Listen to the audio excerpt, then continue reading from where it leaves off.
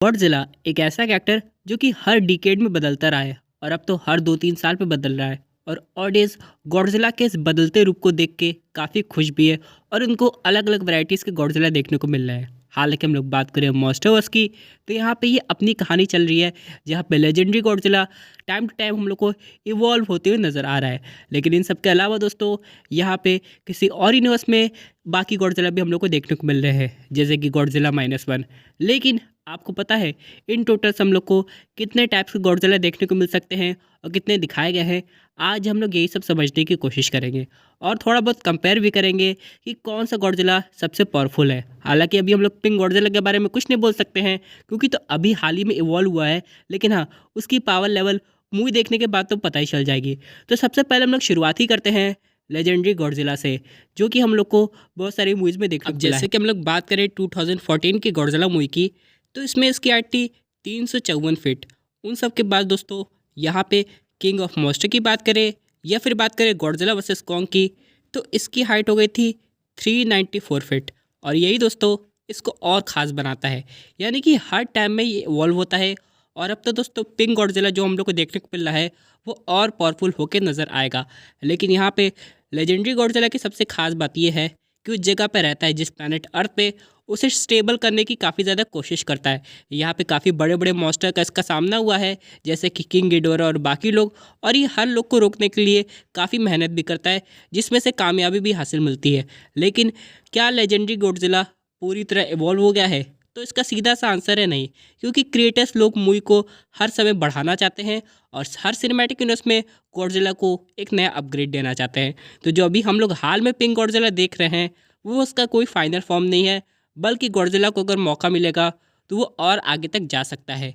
लेकिन यहाँ पे अब चलिए हम लोग बात कर लेते हैं दूसरे वर्जन के गॉडजिला की, जो कि है भाई मेका गॉडजिला। इस टाइप के गॉडजिला को इंसानों ने ही बनाया था ताकि वो गॉडजिला को ख़त्म कर सके। लेकिन दोस्तों, इस टाइटन का एक खुफिया मोटिव था। ये सिर्फ गॉडजिला को नहीं, बल्कि अर्थ पे मौजूद जितने भी टाइटन्स हैं उन सबको ख़त्म करना चाहता था, ताकि यहाँ पे इंसान लोग बिना डर के रह सके, उन्हें किसी भी टाइटन का डर ना हो। लेकिन दोस्तों, मेका गॉडजिला अपना मिशन पूरा करने के लिए किसी को नहीं छोड़ता था।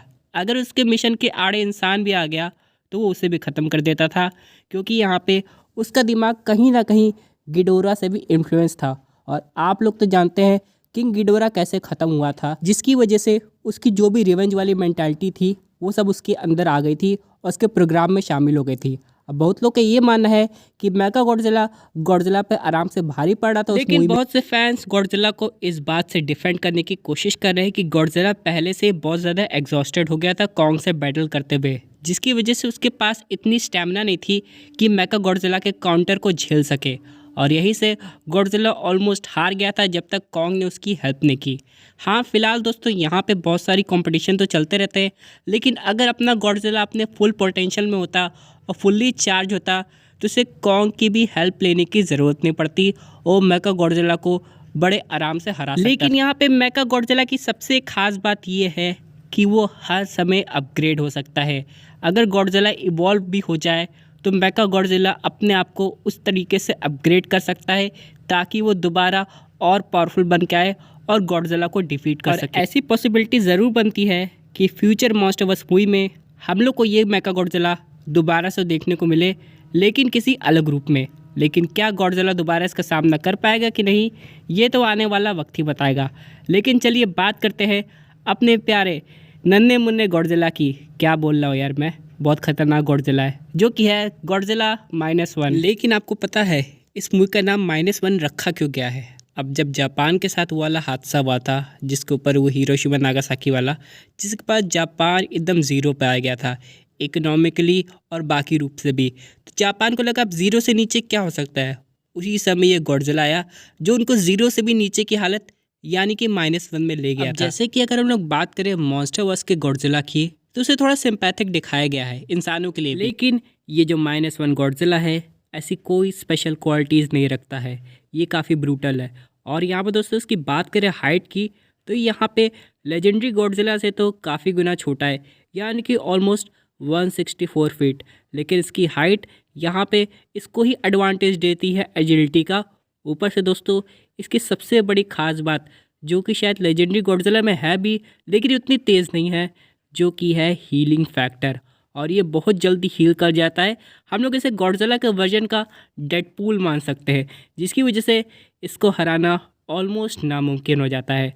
और यही से दोस्तों इस गॉडजिला को सबसे ख़ास बात बताई जाती है। हालांकि ये जो गॉडजिला है ये मॉन्स्टरवर्स का पार्ट नहीं है, बल्कि एक अलग मूवी डेडिकेट की गई थी कि गॉडजिला कितना ज़्यादा खतरनाक हो सकता है अगर वो अपने पे आ जाए। और ये मूवी ऑडियंस को काफ़ी ज़्यादा पसंद आ रही है। लेकिन यहाँ पे काफ़ी लोग कंपटीशन लगाते हैं कि अगर ये लेजेंडरी गॉडजिला के सामने आ गया तो हार जाएगा। लेकिन दोस्तों इसकी हीलिंग फैक्टर की वजह से इसके पास एडवांटेज तो ज़रूर है। लेकिन आप लोग कमेंट करके ज़रूर बताइएगा कि अगर उन दोनों में बैटल होती है तो आपके हिसाब से कौन ज़्यादा समय तक टिक पाएगा, ये कि वो। वैसे यहाँ पे लेजेंडरी गॉडजिला भी टाइम टू टाइम इवॉल्व होता है, लेकिन -1 को अभी पूरा मौका नहीं मिला है। और अगर इसे इवोल्यूशन का टाइम मिल जाए तब ये और कितना ज़्यादा खतरनाक हो सकता है ये कोई सोच भी नहीं सकता है, क्योंकि इसका मेन खाना बाकी गॉडजिला की तरह ही रेडिएशन है। अब अगले गॉडजिला की बात करें तो वो तो मुझे -1 और यहाँ तक कि लेजेंडरी गॉडजिला से भी ज़्यादा खतरनाक लगता है, जो कि है शिन गॉडजिला। और यहीं पे दोस्तों ये एक ऐसा इकलौता गॉडजिला है जो कि सबसे ज़्यादा खतरनाक तरीके से म्यूटेट हुआ है। अगर आप लोग सामने ये ड्राइंग देखेंगे तो आप लोग समझ जाएंगे। और ज़रा एक नज़र डालिए इसके 5th फॉर्म पे, जो कि आधा इंसान लग रहा है, 2 पैरों पे, हाथ कितने लंबे लंबे हैं। और यहीं से दोस्तों सबसे ख़ास बात इसकी ये है कि इतना बड़ा शरीर होने के बावजूद ये काफ़ी तेज़ मूव करता है। यानी जब भी हम लोग गॉडजिला को परसीव करने की कोशिश करते हैं तो हम लोग को क्या लगता है, वो एक बहुत बड़ा क्रिएचर है जो कि धीमे धीमे चलता होगा। लेकिन अगर वही चीज़ शिन गॉडजिला पे आती है तो ये गलती नहीं दोहराई जा सकती है, ये बहुत तेज़ है। हालांकि मूवी में इसे ऑलमोस्ट ख़त्म कर दिया गया था, लेकिन ये दोबारा वापस आ सकता है। और यहाँ पे दोस्तों ये चीज़, इसकी इवोल्यूशन ऑडियंस को हैरान करने पे मजबूर कर देती है कि ये किस हद तक जा सकता है। और दोस्तों मुझे तो ये अब तक का सबसे डरावना गॉडजिला लगता है। यानी कि लेजेंडरी गॉडजिला तो इसके सामने भाई हीरो लगता है देखने में, लेकिन भाई इसकी शक्ल -1 गॉडजिला से भी ज़्यादा खतरनाक है। चलिए बात करते हैं एक आखिरी गॉडजिला की, जो कि कैसे बना हुआ था। कुछ इंसानों ने गॉडजिला का सैंपल लिया, डीएनए का सैंपल, और उसे स्पेस में लॉन्च कर दिया। वो डीएनए का सैंपल ब्लैक होल में जाके मर्ज हुआ, उसके बाद वाइट होल से बाहर निकला और वो बन गया स्पेस गॉडजिला। जी हाँ दोस्तों, ये गॉडजिला को ऑडियंस बहुत जल्दी से जल्दी एक अपग्रेडेड रूप में लाइव एक्शन में देखना चाहती है। लेकिन ये गॉडजिला से कोई लगाव नहीं रखता है, बल्कि गॉडजिला को एकदम परेशान करके रख देगा। और ये अगर फ्यूचर मॉन्स्टरवर्स मूवी में हम लोग को दिखाई देगा तो सही में काफ़ी ज़्यादा मज़ा आने वाला है। तो दोस्तों आप लोग को ये वीडियो कैसा लगा कमेंट करके बताइएगा। चैनल पहली बार आए तो सब्सक्राइब कर दीजिएगा और हाँ लाइक भी कर दीजिएगा।